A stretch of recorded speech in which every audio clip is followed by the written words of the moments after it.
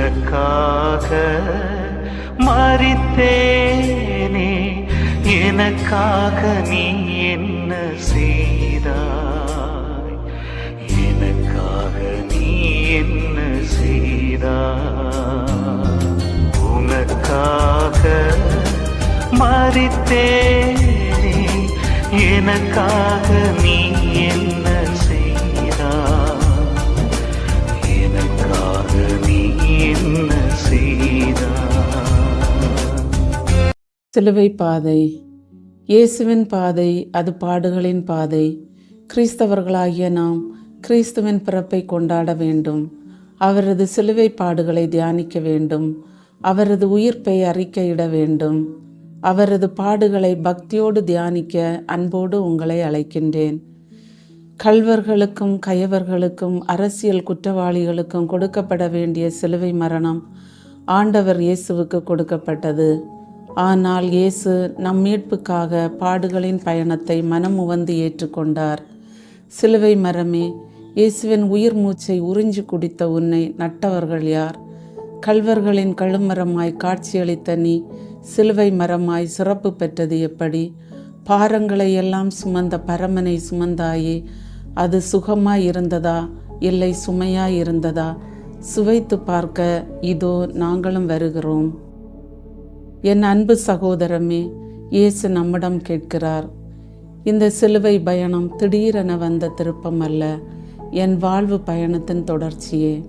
இந்த பயணத்தில் என்னுடன் நடக்க நீ தயாரா? இந்த பயணம் முழுக்க என்னோடு வருவாயா? பார்வையாளனாய் வருவாயா? படை வீரனாய் வருவாயா? வழியோரம் சென்ற சீமோனாய் வருவாயா? விழியீரம் கொண்ட எருசலேம் பெண்ணாய் வருவாயா? வீரம் கொண்ட வெரோனிக்காளாய் வருவாயா? நெஞ்சில் தீரம் கொண்ட நேசத்தாயாய் வருவாயா? பக்தனாய் வருவதென்றால் பவனியில் கலந்து கொண்டால் போதும், பரிதாபப்பட்டால் போதும். சீடனாய் வருவதென்றால் சிலுவை பயணத்தில் உன்னை சிதைத்து கொள்ள வேண்டும். விடுதலை விழுமியங்களை வீதியில் விதைத்து செல்ல வேண்டும். என் சிரமங்களை பார்த்து சிந்துகிற கண்ணீரால் சிறிதேனும் பயனில்லை. என் சிலுவையை ஏற்று சிந்துகிற வியர்வையே விளைச்சலை உருவாக்கும். உன் சோகம் எனக்கு வேண்டாம். நீதிக்கான தாகம் வேண்டும். அதை செயல்படுத்துவதற்கான வேகம் வேண்டும். நேசிப்பது நிஜமென்றால் நெருக்கமாய் என்னை பின்தொடர்ந்து வா. உன் அன்றாட சிலுவையை ஆர்வமாய் சுமந்து கொண்டு பாடுகளின் பாதையில். நிலை 1. இயேசு தீர்ப்பிடப்படுகிறார்.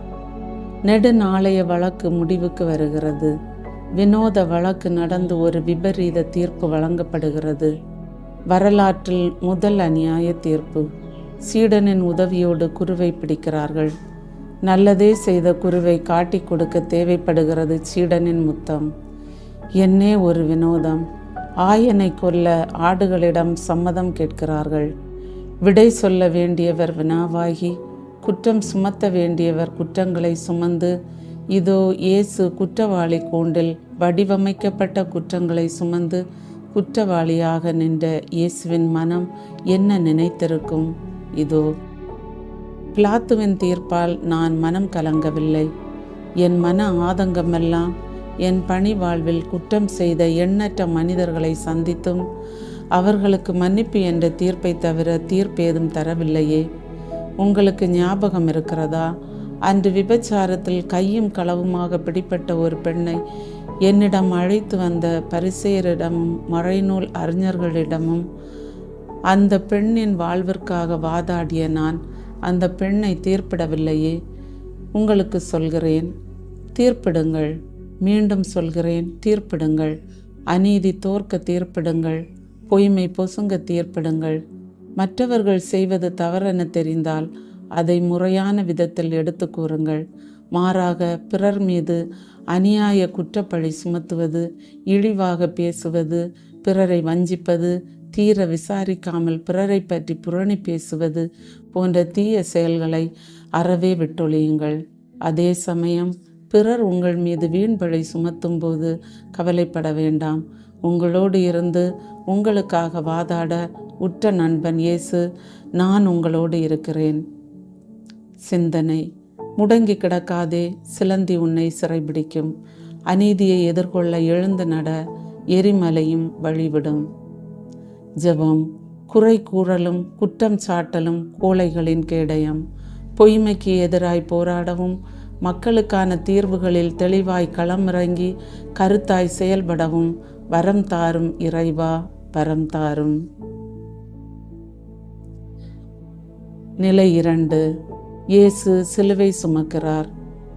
தேங்கி கிடக்கும் சோக சுமைகளை இறக்கி வைத்து இதய குமுறல்களை இடித்து வீழ்த்த வந்த நம் இதய தெய்வம் இதோ சிலுவையை ஏற்றுக்கொள்கிறார்.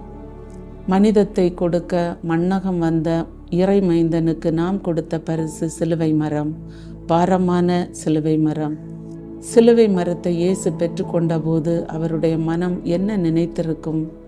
இதோ மானிடருக்கு வாழ்வு தர மண்ணில் குழந்தையாய் பிறந்தவுடன் எனக்கு முதல் சிலுவையாய் நின்று என்னை கொல்ல தேடிய ஏரோது என்ற சிலுவையை நான் ஏற்றுக்கொள்ளவில்லையா? இறை வல்லமையால் புதுமைகள் பல செய்தும் பேய்களின் தலைவனான பெயல்செபூலை கொண்டு இவன் பேய்களை ஓட்டுகிறான் என்று சொல்லி மனுமகனான என்னை மந்திரவாதியாக கண்ணுற்று ஊருக்குள் செல்ல அனுமதிக்காத மக்கள் என்ற சிலுவையை நான் ஏற்றுக்கொள்ளவில்லையா? இவையெல்லாம் போகட்டும். ஒருமுறை இறையரசை அறிவிக்க என் சொந்த ஊருக்கு ஆசையாய் வந்த என்னை இவன் தச்சனின் மகன் அல்லவா என்று ஏளனமாய் இழிவாய் பேசிய என் சொந்த பந்தமாகிய சிலுவையை நான் ஏற்றுக்கொள்ளவில்லையா? இவ்வாறு பலவற்றை எண்ணிய இயேசு இன்று நம்மை பார்த்து சொல்கிறார். என் சொந்த பந்தமே என்னை இழிவுபடுத்திய போது சிதைந்து போன நான் பொறுமையோடு அவர்களை ஏற்றுக்கொண்டேன். உங்களில் எத்தனையோ பேர் பிள்ளைகளால், பெற்றோரால், உறவினர்களால், நண்பர்களால் கைவிடப்பட்டு ஏராளமான சுமைகளை தாங்கி வாழுகின்றீர்கள்.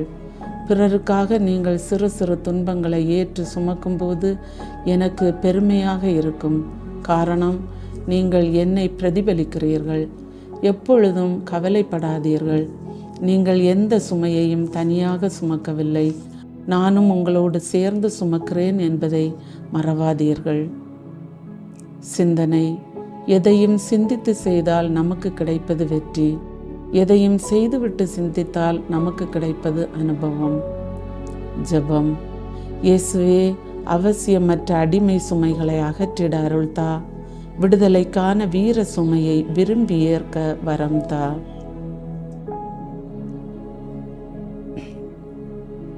நிலை 3. இயேசு முதல் முறை கீழே விழுகிறார்.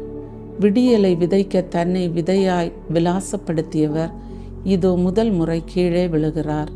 மழைத்துளி வீழ்கிறது, மண் வளமடைகிறது, அருவி வீழ்கிறது, ஆராய் பாய்ந்தோடுகிறது, முதிர்ந்த இலை வீழ்கிறது, இளம் தளிர் உருவாகிறது. இயேசுவின் வீழ்ச்சியும் அவ்வாறே. ஒருபுறம் வீழ்ச்சி, மறுபுறம் எழுச்சி. சத்தியம் பேசி சாதனை புரிந்து சரித்திரம் படைத்தவர் நிலை தடுமாறி விழும் நிலை. இது அவருக்கு சறுக்கல் அல்ல, ஒரு சவால். ஈரப்பசை இல்லாத இயந்திர மனிதர்களிடையே, தந்திர நரிகளிடையே தர்மதேவன் விழுந்து கிடப்பது இழப்பு அல்ல, ஒரு விழிப்பு. முத்தமிடப்பட்டு, முள்முடி சூட்டப்பட்டு, மறுக்கப்பட்டு, மறுதலிக்கப்பட்டு திருமகன் அநியாயமாய் வீழ்த்தப்பட்டது தளர்ச்சி அல்ல, ஒரு வளர்ச்சி. மண்ணில் சிலுவையோடு விழுந்த இயேசு என்ன நினைத்திருப்பார்? இதோ நான் விழுந்தது எழுவதற்காக. விழுவது எழுவதற்கான முதற்படி. விழாமல் எதுவும் எழுவதில்லை. விழாமல் எழுவது எதுவும் நிலைத்து நிற்பதில்லை. விழுந்து எழ முயற்சிக்கின்ற போதுதான் நீங்கள் கடவுளின் கண்களுக்கு விலையேற பெற்றவர்களாகிறீர்கள். தந்தையின் அநீத அன்பிற்கு உரியவர்களாகிறீர்கள். விழுந்ததை எண்ணி வருந்த வேண்டாம். மாறாக விழுந்ததில் புரிதல் வேண்டும். விழுவது இயற்கை, எழுவதே வாழ்க்கை. விழுந்து சோர்ந்திருப்போர்களே, தோல்விகளுக்கும் சோதனைகளுக்கும் புதைகுழியாய் நம்மை புதைப்பது, நிலமாய் நம்மை வளர்ப்பது என 2 தன்மைகள் உண்டு. வளர்ப்பதும் புதைவதும் நம்மை பொறுத்ததே. விழுந்துவிட்ட என்னை தாங்கி கொண்ட மண்ணே, உனக்கு 2 குணங்கள் உண்டு என்பதை நான் அறிவேன். ஒன்று முளைக்க செய்வது, மற்றொன்று மக்க செய்வது. முளைப்பதும் மக்குவதும் விதையை பொறுத்தது. மண்ணே, நான் முளைக்க பிறந்தவன், எனவே எழுகின்றேன். சிந்தனை: விழுகிற வேகத்தை விட எழுகிற வேகத்தை இரட்டிப்பாக்குபவனே எதிர்காலத்துக்கு சொந்தக்காரன். ஜெபம். விண்ணின் விருந்தாம், வாழ்வின் ஒளியாம் இயேசுவே, எங்கள் பயத்தை போக்கி தைரியத்தை அளித்து நாங்கள் ஒளியின் மக்களாக வாழ வரம் தாரும். நிலை 4. இயேசு தன் தாயை சந்திக்கிறார். தொட்டு தோள் மீது போட்டு தட்டி தாலாட்டி ஏற்ற வழிகாட்டி வெற்றிக்கனி கொய்துவா என வெள்ளோட்டத்திற்கு விட்ட தாய் இதோ சிலுவை சுமந்து வரும் தன் சேயை சந்திக்கிறாள். சந்திப்பு.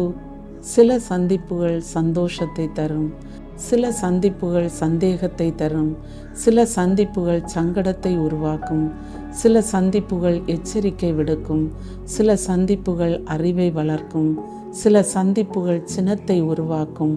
ஆனால் ஒரு சில சந்திப்புகள் மட்டும்தான் நம்பிக்கையையும் தைரியத்தையும் தருகின்றன. மரியாள் இயேசுவின் சந்திப்பு இதற்கு ஓர் அற்புத எடுத்துக்காட்டு. சிலுவை பயணத்தில் முக்கியமான தருணம் இது. தன் தாயை சந்தித்த இயேசு என்ன நினைத்திருப்பார்?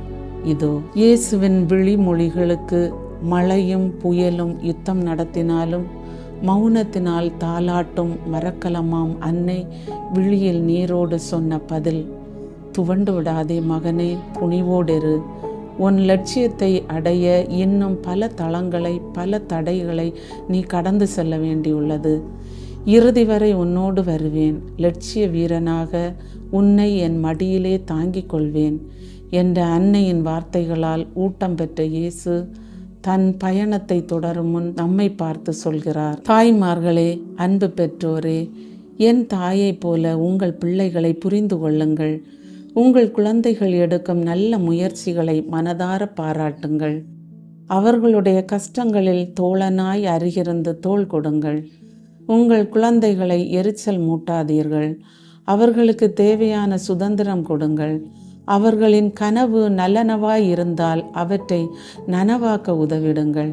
அவர்களை சுமக்கும் காலணியாக இருக்கும் நினைப்பில் கடிக்கும் காலணியாக இராதீர்கள். பிள்ளைகளுக்கு முன்னால் கேள்விக்குறியாய் இராதீர்கள், பதிலாய் இருங்கள். அப்போதுதான் வாழ்க்கையில் அவர்களுக்கு தோன்றுகின்ற வினாக்களுக்கு விடை தெரியும். இல்லை என்றால் பல கேள்விகளுக்கு நீங்களே காரணமாய் இருக்க வேண்டி வரும். எல்லாவற்றிற்கும் மேலாக உங்கள் குழந்தைகளுக்காக தினமும் ஜெபியுங்கள். சிந்தனை: மௌனத்தின் வார்த்தைகளையும் கோபத்தில் அன்பையும் உணர்ந்து கொள்வதுதான் உண்மையான உறவு. ஜெபம். இயேசுவே, உம்மை போன்ற சமூக அக்கறை கொண்டு செயல்படவும் விசுவாசத்தோடும் வீரத்தோடும் விடுதலை பணியாற்ற வீரம் என்னும் வரம் தா. நிலை 5. இயேசுவுக்கு சீமோன் உதவுகிறார். ஆலமரம் விழப்பார்த்தது, ஆனால் விழுது ஒன்று அதை தாங்கி பிடிக்கிறது. மனிதனின் கரங்கள் கூட இறைவனுக்கு தெம்பூட்ட முடியுமென தான் செய்த உதவியால் நிரூபிக்கிறார் சீமோன். ஆம், இயேசுவின் பாரத்தை பகிர்ந்து கொள்கிறார். சீரேன் ஊரை சேர்ந்த சீமோன். சிலுவையின் பாரம் திடீரென குறைவதை உணர்ந்த இயேசு திரும்பி பார்க்கிறார். மேலும் 2 மனித கரங்கள் சிலுவையை தாங்கி நிற்கின்றன. இளகிய பாரம் மனதை இளக வைக்கிறது. சீமோனை பார்த்த இயேசு என்ன நினைத்திருப்பார்? இதோ. அன்பார்ந்தவர்களே, தேவையில் இருப்போருக்கு தகுந்த நேரத்தில் பொருத்தமான உதவிகளை செய்ய இன்றைக்கு நிறைய சீமோன்கள் தேவைப்படுகிறார்கள். நீங்கள் உதவுகிறீர்கள், இல்லை என்று சொல்லவில்லை. ஆனால் யாருக்கு உதவுகின்றீர்கள்? உங்கள் நண்பருக்கு, உறவினருக்கு, உங்களுக்கு உதவி செய்பவர்களுக்கு உதவுவதால் என்ன பலன்? அதே போன்று பொருத்தமற்ற உதவியாலும் என்ன பயன்? பசித்தவனுக்கு துணியை தருவது பொருந்தாத உதவிதானே. தளர்ந்த மனம் எதை தேடுகிறதோ இல்லையோ, நிச்சயம் உதவுகிற கரங்களை தேடும். ஊன்றுகோலாய் நின்ற நம்மில் பலர் இன்றைக்கு ஊன்றிக்கொள்ள கோல்களை தேடுகிறோம். சிந்தனை: உதவும் கரங்கள் ஜெபிக்கும் உதடுகளை விட புனிதமானது. ஜெபம். இயேசுவே, அன்பு பணியில் ஆர்வத்தோடு ஈடுபட அர்ப்பண உணர்வை தா. உதவிக்கரம் நீட்டவும் உள்ளதை பகிரவும் நல்ல உள்ளத்தை தா. நிலை 6. இயேசுவின் முகத்தை வெரோனிகா துடைக்கிறாள். இதோ துணிவில்லா கூட்டத்தின் நடுவே ஒரு துணிவான செயல் நடைபெறுகிறது. சகலத்தையும் படைத்தவர் சாவை நோக்கி சிலுவை சுமந்து போகிறார். விலகி நின்று வேடிக்கை பார்த்தவர்களிடையே வீரமாது வெரோனிகா வியர்வை துடைக்க ஓடி வருகிறாள். பலரின் முகத்திரையை கிழித்த இயேசுவின் முகத்திரையை எடுத்து செல்கிறாள் வெரோனிகா. வரம்பு வைத்து வாழும் யூத சமூகம் வரம்பை மீறி தடையை உடைத்து இயேசுவின் முகத்தை துடைக்கிறாள் வெரோனிகா. ஓர் இளம்பெண் கையில் துணிவோடும் நெஞ்சில் துணிவோடும் தன்னை நோக்கி வந்தபோது இயேசு என்ன நினைத்திருப்பார்? இதோ என் வாழ்வில் நான் துடைத்த முகங்கள் எத்தனை! பாவத்தாலும் நோய்களாலும் சமூக சீர்கேடுகளாலும் முகத்தையே இழந்து தவித்து கொண்டிருந்தவர்களின் முகத்தை எத்தனை முறை துடைத்திருப்பேன். ஒரு இளம்பெண் கையில் துணியோடும் மனதில் துணிவோடும் என்னை நோக்கி வந்தபோது எதற்காக என்னை நோக்கி வருகிறாள்? என்ன கேட்கப் போகிறாள்? இந்த சூழலில் என்னால் என்ன செய்ய முடியும் என எண்ணிக்கொண்டிருந்த இயேசுவின் முகத்தை வெரோனிகா துடைத்தாள். இருளில் இருந்த மனிதருக்கு ஒளியாய் வந்தேன். ஒளியான எனக்கு கரை சூழும் தருவாயில் விளக்காகி முகம் துடைக்கும் மனிதகரம். அன்று 3 ஞானிகள் தேடி வந்து தரிசித்த முகம். சிமியோனின் கண்கள் மீட்பை கண்ட முகம். சக்கேயும் மரத்தில் ஏறி பார்க்க ஆசைப்பட்ட முகம் இன்று உருகுலைந்து இருக்கிறது. பெண்கள் கோழைகள், தாழ்ந்தவர்கள், அழகிற்கும் மோகத்திற்கும் அடிமையானவர்கள் என்று பெண் இனத்தை குறைத்து பேசும் சமுதாய மக்களின் அடிமைத்தன சிந்தனையை உடைத்தெறிந்து பாடுகளின் பயணத்தில் உள்ளே நுழைகிறாள் இந்த வீரமங்கை வெரோனிகா. சகோதரமே, நாம் செய்யும் பணிக்கும் நடத்தும் வழிபாட்டுக்கும் பெண்களும் பெண் துறவிகளும் தேவை. ஆனால் அவர்களுக்குரிய அங்கீகாரம் அளிக்கப்படுகிறதா? வெரோனிகாவின் வீரத்தை பார்த்த பின்பும் நம்மிடையே பெண்ணடிமைத்தனம் தொடரலாமா? சிந்திப்போம். சிந்தனை: விடியும் என்று விண்ணை நம்பும் நீ, முடியும் என்று உன்னை நம்பும். ஜெபம்: சமத்துவ சிந்தனை கொண்ட சரித்திர நாயகனே, பெண்ணின் விடுதலைக்காய் இணைந்து செயல்பட உழைக்க எம்மை இயக்கவா இறைவா, இயக்கவா. நிலை 7. இயேசு 2ஆம் முறை கீழே விழுகிறார். கல்லெல்லாம் முள்ளாகி காலெல்லாம் புண்ணாகி பஞ்சமில்லாமல் படை வீரர்கள் அடிக்கும்போது இடறி விழாமல் என்ன செய்ய முடியும்? இதோ இயேசு 2ஆம் முறை கீழே விழுகிறார், மீண்டும் எழுவதற்காக. தபித்தா, அதாவது எழுந்திரு என்று சொல்லி இறந்து போன யாயீரின் மகளை எழுப்பியவர் இதோ விழுந்து கிடக்கிறார். குறைவான விசுவாசம் உள்ளவனே, ஏன் கலங்குகிறாய் என்று கலிலேயா கடலில் விழப்போன ராயப்பரை எழுப்பிய இறைவன் இதோ விழுந்து கிடக்கிறார். மனித மீட்புக்காக முகம் குப்புற விழுந்த இயேசு என்ன நினைத்திருப்பார்? இதோ சிலுவையின் பாரம் வலிக்கிறது, ஆனால் உங்களுக்காக சுமக்கிறேன் என்கிற பொழுது இனிக்கிறது.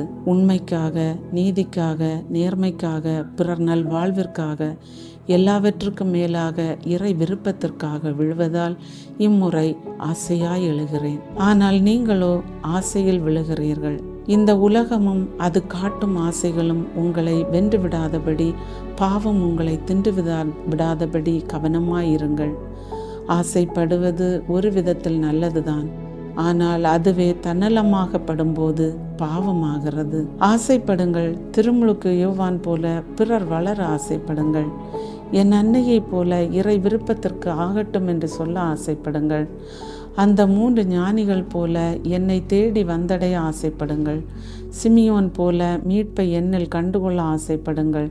ராயப்பரை போல துன்ப அலையில் குதித்து நடக்க ஆசைப்படுங்கள். நல்ல சமாரியன் போல ஆபத்தில் பிறருக்கு உதவ ஆசைப்படுங்கள். சக்கேயு போல மனமாற்றம் அடைய ஆசைப்படுங்கள். ஏழை கணிம்பன் போல எல்லாவற்றையும் தந்துவிட ஆசைப்படுங்கள். மரியா போல என் பாதம் அமர்ந்து என் குரலுக்கு செவிமடுக்க ஆசைப்படுங்கள். பொருளுக்கு ஆசைப்பட்டு அருளை இழந்து விடாதீர்கள். காணிக்கை தந்து இறைவனுக்கு உங்கள் பெயரை விளம்பரப்படுத்தாதீர்கள். பிறரின் புகழுரை கேட்டு மகுடிக்கு ஆடும் பாம்பாய் மாறிவிடாதீர்கள்.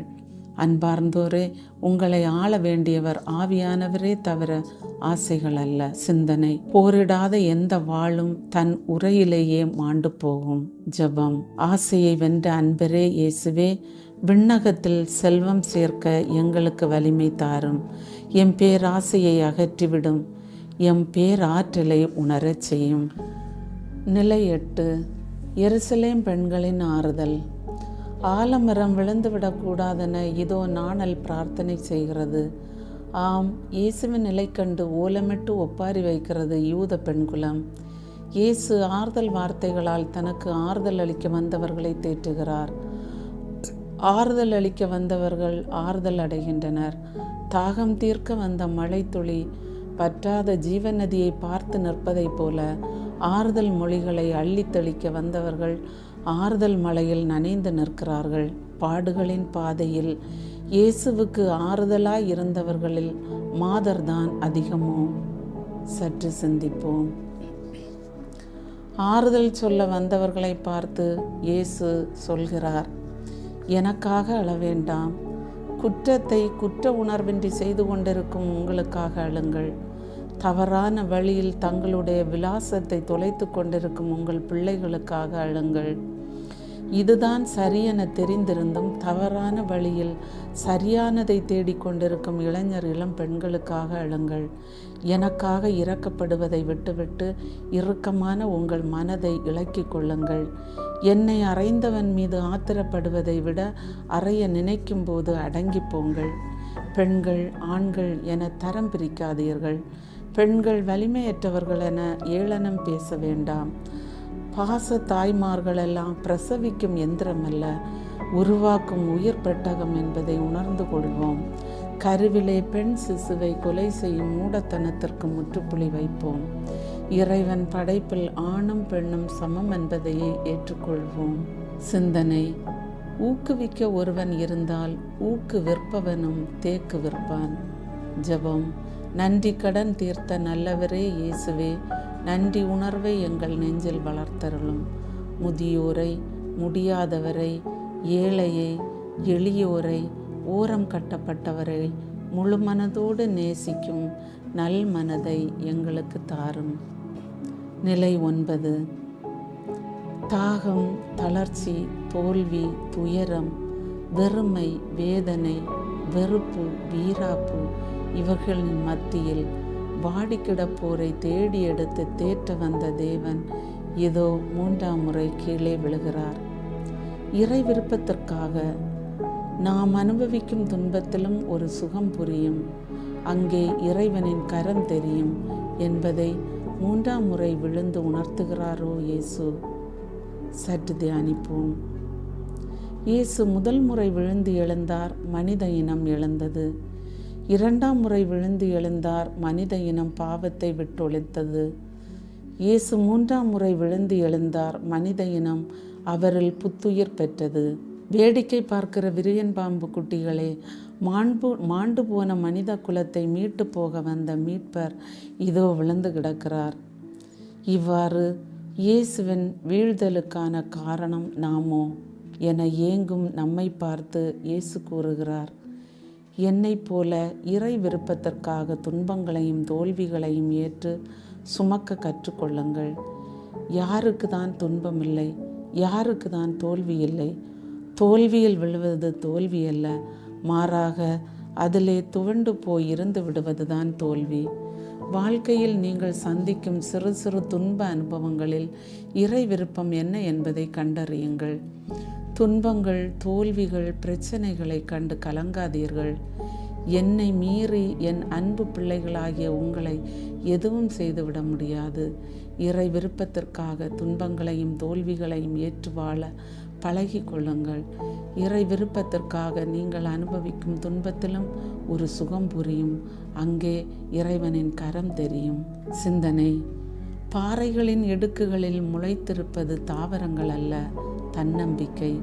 கூட்டை பிளந்து வெளியே வருவது குஞ்சுகள் அல்ல, விடாமுயற்சி. ஜெபம்: துன்பம் எங்களை தூய்மைப்படுத்தும் கருவி. துன்பங்களின் மத்தியில் மனந்தளராமல் அதில் மறைந்திருக்கும் நன்மைகளையும் இறை சித்தத்தையும் கண்டறிய வரம் தாரும் இறைவா, வரம் தாரும். நிலை 10. இயேசுவின் ஆடைகள் களையப்படுதல். கசைக்கு பிழிந்து காயப்படுத்தி தோலை உரித்தவர்கள் இப்போது இயேசுவின் ஆடையை உரிக்கிறார்கள். ஆதியில் ஆதாம் பாவம் செய்தான், ஆடை உடுத்த வேண்டியதாயிற்று. இயேசு இப்போது பாவத்தை வீழ்த்தினார், அவருடைய ஆடையை உரிக்க வேண்டியதாயிற்று. ஆடை அணிதல் மகிழ்ச்சி, ஆடை களைதல் இகழ்ச்சி. மனிதன் அடையும் இகழ்ச்சியில் மிகவும் கேவலமானது ஆடைகள் களையப்படுவதுதான். மனிதனின் இழப்பில் மிகவும் மோசமான இழப்பு உடுத்திய ஆடையை இழந்து நிற்பதுதான். தொட்டால் போதுமென்று தொட்டதால் குணம் கொடுத்த ஆடை களையப்பட்ட போது இயேசுவின் மனம் பட்ட வேதனையை சற்று சிந்திப்போம். பறவைக்கு சிறகுகள் என்ற ஆடையும் மரங்களுக்கு பட்டை என்ற ஆடையும் கொடுத்த ஆண்டவனுக்கு இங்கே ஆடை உரியப்படுகிறது. ஆடை எனது ஆடை, என் தாய் எனக்கு ஆசையாய் செய்து கொடுத்த தையலில்லா ஆடை. 12 ஆண்டுகள் இரத்தப்போக்கினால் வருந்திய பெண்ணை குணப்படுத்திய ஆடை. நேற்று என் சீடர்களின் பாதம் கழுக என் மேலாடையை களைந்தேன். இன்று இவ்வுலக பாவங்களை கழுக எனது ஆடை முழுவதையும் களைய அனுமதிக்கின்றேன். என் சீடர்களாகிய நீங்களும் பிறரை பாதுகாக்கும் ஆடையாய் இருக்க அழைக்கின்றேன். தனிமையில் வாடுவோருக்கு உறவு என்ற ஆடையாயிருக்கவும், பொய்யான இவ்வுலகில் உண்மையின் ஆடை அணிந்து வலம் வரவும், இனத்தால், தேசத்தால், சாதியால் பிற்படுத்தப்பட்டோருக்கு உரிமை வாழ்வு என்ற ஆடையை பெற்றுத்தரவும், கவலையில் சரிவோருக்கு ஆறுதல் என்ற ஆடையை தரவும், தவறு செய்து மனம் வருந்தி தவிப்போருக்கு மன்னிப்பு என்ற ஆடையை வழங்கவும் அழைக்கப்படுகிறீர்கள். இதுதான் நான் உங்களிடம் எதிர்பார்க்கும் சீடத்துவ வாழ்வு என்ற ஆடை. அன்று நான் மாதிரி காட்டினேன், இன்று நீங்களும் அவ்வாறே வாழ உங்களை அழைக்கின்றேன். சிந்தனை. பொறுமை என்பது பலவீனம் அல்ல, அதுவும் ஒரு வகை போராட்டமே. ஜெபம். கருணையின் தெய்வமே, பெறுவதில் அல்ல கொடுப்பதில்தான் அதிக இன்பம் என்பதை நடைமுறையில் அனுசரித்து வாழ, வாழ்வழிக்க, இருள் நீக்கி ஒளி பரப்ப வரம் தாரும் இறைவா, வரம் தாரும். நிலை 11. இயேசு சிலுவையில் அறையப்படுகிறார். வரங்கள் கொண்டு வந்த கரங்களை, பாவிகளை தேடி வந்த கால்களை ஆணிகளால் ஆழம் பார்க்கிறார்கள். மரத்தை இவ்வளவு நேரம் இயேசு சுமந்தார். இதோ இறுதி மணித்துளிகளில் இயேசுவை சுமக்க மரம் தகுதி பெற்றுவிட்டது. மக்கள் மரமாகி போனதால். அவமானத்தின் சின்னம் என்று கருதப்பட்ட சிலுவை இயேசுவோடு இணைந்ததால் மீட்பின் சின்னமாக மாறிவிட்டது. நமது பாவங்கள் என்ற ஆணி இயேசுவின் உறுப்புகளை எப்படி சிதைத்திருக்கிறது? சற்று சிந்திப்போம். அன்புக்குரியவர்களே, உங்கள் கரங்கள் பிறரை அடிக்கும் கரங்களாக இல்லாமல் பிறரை அரவணைக்கும் கரங்களாக இருக்கட்டும். உங்கள் கால்கள் பிறரை உருகுலைக்கும் நெருப்பாய் இல்லாமல் பிறருக்கு வழிகாட்டும் தீபமாய் இருக்கட்டும். உங்கள் கரங்கள் உறவை பிரிக்கும் சக்தியாய் இல்லாமல் அமைதியின் பாலங்களாய் மலரட்டும். உங்கள் கரங்கள் சுயநல நட்பில் சிக்குவதை விட்டு எல்லோரையும் அரவணைக்கும் தென்றலாய் விளங்கட்டும். உங்கள் கரங்களில் உங்களை பொருத்தியுள்ளேன். உங்கள் கரங்களில் என்னை பொருத்த ஏழைகளுக்கு உதவுங்கள். ஏழையின் சிரிப்பில் நிச்சயம் என்னை காண்பீர்கள். சிந்தனை. இரக்கப்படுபவன் ஏமாந்து போகலாம், ஆனால் தாழ்ந்து போவதில்லை. ஜெபம். இரக்கத்தின் தெய்வமே, எம் கல் மனங்களை கரைத்து கனிவுடையதாய் ஆக்கும். என் ஆன்மாவை தூய்மைப்படுத்தும். ஆன்மீக ஆற்றலில் என்னை வளரச் செய்யும். நிலை 12. இயேசு சிலுவையில் உயிர் துறக்கிறார். காலையில் எழுந்து பாவமென்ற இருளை களைந்து மீட்பு என்ற இருளை உமிழ்ந்த பகலவன் அந்தியில் மேற்கே மறைகிறது. Eloi Eloi லேமா சபத்தானி. வானத்து கழுகுகள் வட்டமிட, தந்திர நரிகள் ஊளையிட, கள்வர்கள் மத்தியில் கத்தாத செம்மறியை விட்டு வைக்க மனமில்லாதோர் நட்டு வைக்கிறார்கள் நடுவானில். தாகத்திற்கு காடியை சுவைக்க செய்கிறார்கள். என்னே ஒரு பரிதாபம். சுமந்து வந்த சிலுவைக்கே சுமையாகி போகிறார் இயேசு. இயேசு உயிர் நீத்தபோது சிலுவையின் கீழ் நின்றவர்களில் நாமும் ஒருவராக அவருடைய இறப்பை தியானிப்போம். என்னோடு ஏறி வாருங்கள் என்றழைத்த ஆண்டவனை உன்னால் முடிந்தால் இறங்கி வா என ஏளனம் செய்கிறார்கள். தன் நண்பனுக்காக உயிரை கொடுப்பதை விட மேலான அன்பு இல்லை என சொன்ன இயேசு தாயின் அன்பையும் தந்தையின் பாதுகாப்பையும் நண்பனின் ஆறுதலையும் அள்ளித்தந்த ஆண்டவர் இதோ மரித்து விட்டார். என்னை தேடி வந்து விருப்பங்களை அறிந்து வெறுப்புகளை புரிந்து மதிப்பீட்டை மதித்து அன்பு காட்டி அரவணைத்து எதிர்த்த போதும் ஏற்றுக்கொண்டு மறுத்த போதும் மனம் மாற்றி நெருங்கி வந்து ஏற்றுக்கொண்டவரே, உம் ஆழமான அன்பை பார்த்து பரவசமடைகிறேன். உன்னுடைய இறுதி கட்டத்திலும் எனக்காக உன் தந்தையிடம் மன்றாடினாயே, தந்தையே, இவர்கள் அறியாமல் செய்கிறார்கள், இவர்களை மன்னியும் என்று. ஆம் ஆண்டவரே, நாங்கள் அறியாமல் செய்துவிட்டோம், எங்களை மன்னியும் ஆண்டவரே, மன்னியும். சிந்தனை: வெற்றியை விட தோல்விக்கு பலம் அதிகம். வெற்றி சிறிது மகிழ வைக்கும், தோல்வி சிந்தித்து செயல்பட வைக்கும்.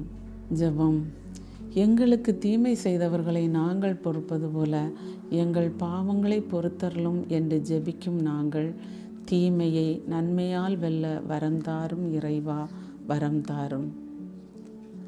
நிலை 13. அன்னையின் மடியில் இயேசு. உயிர் கொடுத்த அந்த அன்னை மரி உயிரற்ற உடலை மடியில் தாங்கி விழிநீர் மல்க வீற்றிருக்கிறாள் வியாகுலமாய். இயேசு அன்று மண்ணில் பிறக்க உதவிய மடி இன்று விண்ணில் பிறக்கவும் உதவுகிறது. தாயின் மடிதான் குழந்தையின் முதல் உயிருள்ள தொட்டில். ஆனால் இயேசுவுக்கு கடைசி தொட்டிலும் அதுதான். இதோ சேயின் உடல் தாயின் மடியில்.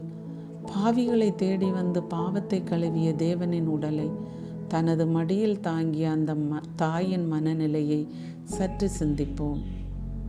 குற்றவாளிகளெல்லாம் சுற்றி கொண்டிருக்க குற்றமற்ற என் மகனுக்கு மரண தண்டனையா என்று கேட்காத இதயம் இவளுக்கு மட்டும்தான் உண்டு. கலங்கரை விளக்கம் தலை சாய்ந்த போது ஒரு சக்தி கோபுரம் தாங்கி பிடிக்கிறது. மடியில் சுமக்கும் மகனுக்காக மட்டுமல்ல, நெஞ்சில் சுமக்கும் நமக்காகவும் தான் அழுகிறது அந்த தாயின் இதயம். சுகத்தில் மட்டுமல்ல, சோகத்திலும் ஆனந்தப்படும் போது மட்டுமல்ல, அவதிப்படும் போதும் நமக்காக எழுந்து வரும் அன்னை இதோ வியாகுலமாய் வீற்றிருக்கிறாள். சட்டத்தால் சாதிக்க முடியாதது சாந்தத்திற்கு கட்டுப்படுவதும், படையால் வெல்ல முடியாதது பாசத்தால் பணிவதும் அன்னையின் பாசத்தில்தான். அப்படியே ஆகட்டும் என்று அமைந்த மனதோடு ஏற்றுக்கொண்டதுதான் அந்த அன்னையின் சிறப்பு. தரை மட்டும் தன்னை தாழ்த்திய தாய்மரி மனிதரை புனிதராக்க, புனிதத்தால் புகழ் சேர்க்க வாழ்ந்தாள், வாழ்கிறாள், வாழ்ந்து கொண்டிருப்பாள். புறக்கணிக்க வேண்டிய பழைமை அல்ல அவள், போற்றப்பட வேண்டிய புதுமை பெண். துயர் நிறைந்த மரியே வாரும், மூடர்கள் எங்கள் முடிவால் முடமாக்கப்பட்ட கர்த்தர் எப்போதும் உம்முடனே, பெண்களுக்குள் அதிகம் துன்பப்பட்டவர் நீரே. சிந்தனை: வலி இல்லாமல் வாழ்க்கை இல்லை, வலிக்கிறதே என்று அழுதாலும் வாழ்க்கை இல்லை. வலியை மீறி நிற்க வேண்டும், அதுதான் வாழ்க்கை. ஜெபம்: இயேசுவே, தோல்வியை கண்டு துவண்டு விடாத தொடர் முயற்சிக்கான சக்தியை தா. வீழ்ச்சியை எழுச்சியாய் மாற்றிக்கொள்ளும் நெஞ்சுறுதியை தா இறைவா, நெஞ்சுறுதியை தா. நிலை 14. இயேசு கல்லறையில் அடக்கப்படுகிறார். இதோ இயேசு விதைக்கப்படுகிறார். லட்சியவாதிகள் புதைக்கப்படுவதில்லை, விதைக்கப்படுகிறார்கள். ஆம், இயேசு ஒரு லட்சியவாதி. இதுவரை மடிந்தால் மண்ணாகி விடுவார்கள் என்ற நிலை மாறி இனி மடிந்தால் மறுவாழ்வு பெறுவார்கள் என்று வந்தது இயேசுவின் கல்லறையில்தான். எல்லா கல்லறையிலும் பிறப்பு எழுதப்பட்டிருக்கும், இறப்பு எழுதப்பட்டிருக்கும். ஆனால் இயேசுவின் கல்லறையில் மட்டும்தான் உயிர்ப்பு எழுதப்பட்டிருக்கிறது. ஒவ்வொரு இறப்பும் நம்மை பார்த்து சொல்கிறது, இன்று எனக்கு, நாளை உனக்கு. ஒவ்வொரு கல்லறையும் நமக்கு சொல்லும் செய்தி, தயாராயிரு. இந்த மனநிலையோடு இறுதி தளத்தை தியானிப்போம். இயேசு தன்னையே நிலத்திற்கு கையளிக்கிறார். அர்ப்பணத்தின் உச்சக்கட்டம் இது. தனது மனித இயல்பின் இறுதி வடிவத்தை ஏற்கிறார் இயேசு. கல்லறை மனித வாழ்வின் அடுத்த அத்தியாயத்தின் முதல் பக்கம். எதற்கும் 2 பக்கம் உண்டு: வெற்றி தோல்வி, ஏற்றம் இறக்கம், நட்பு பரிவு, நன்மை தீமை, உயர்வு தாழ்வு, இரவு பகல், பிறப்பு இறப்பு. கருவறையின் தொடக்கமே கல்லறையின் நாள் குறிக்கத்தானே. நேற்று இருந்தது இன்று இல்லை, இன்று இருப்பது நாளை இருக்கும் என்பதில்லை. ஒவ்வொரு பயணத்திற்கும் ஒரு முடிவு உண்டு. ஒவ்வொரு முடிவிலும் இன்னொரு தொடக்கம் உண்டு. ஒவ்வொரு விதையிலும் ஓர் உயிர் இருக்கிறது. ஒவ்வொரு உயிரிலும் ஒரு வாழ்க்கை இருக்கிறது. ஒவ்வொரு வாழ்க்கையிலும் ஓர் வளர்ச்சி இருக்கிறது. ஒவ்வொரு வளர்ச்சியிலும் ஓர் முடிவு இருக்கிறது. ஒவ்வொரு முடிவிலும் ஓர் தொடக்கம் இருக்கிறது. இயேசுவின் பிறப்பும் இறப்பும் அவ்வாறே. ஆம், இயேசு புதைக்கப்படவில்லை, விதைக்கப்படுகிறார். சிந்தனை. சிந்தியதை பற்றி சிந்திக்காமல் சிதறியதை சேகரிக்க முயல்வோம். ஜெபம். மடிந்து பலன் தரும் நல்ல இயேசுவே, தீவிரமாய் தெளிவாய் செயல்பட எமக்கு துணை புரியும். தியாகங்கள் மேற்கொள்ள எம்மை திடப்படுத்தும் இறைவா, திடப்படுத்தும். வியாகுல மாமரியே, தியாகத்தின் மாதாவே, சிலுவை அடியினிலே சிந்தை நொந்தழுதாயே,